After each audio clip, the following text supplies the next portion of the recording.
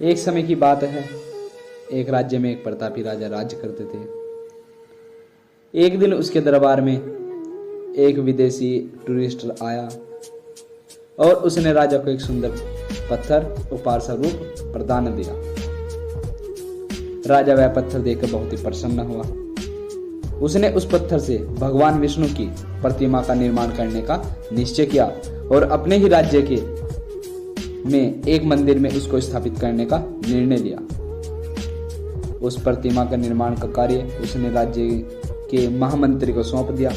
महामंत्री गांव के एक सर्वश्रेष्ठ मूर्तिकार के पास गया और उसे वह पत्थर देते हुए बोला कि महाराज के लिए यह मूर्ति का निर्माण करना है, जो कि राज्य के एक प्रसिद्ध मंदिर में राजा इस मूर्ति को स्थापित कराएंगे और यह मूर्ति हमें 7 दिन के अंदर चाहिए।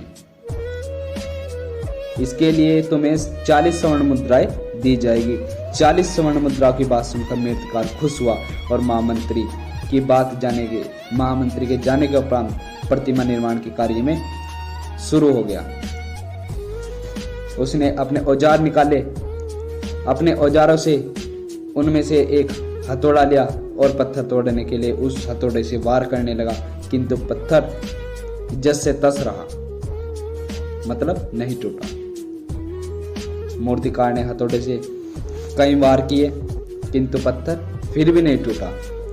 50 बार प्रयास करने के उपरांत मूर्तिकार ने अंतिम प्रयास करने के उद्देश्य से हथौड़ा उठाया, किंतु यह सोचकर हथौड़े पर प्रहार करने से पूर्व ही उसने हाथ खींच लिया और मन में सोचा कि जब मैंने 50 बार इस पत्थर पर वार कर लिया, यह 50 बार में नहीं टूटा, तो अब क्या टूटेगा।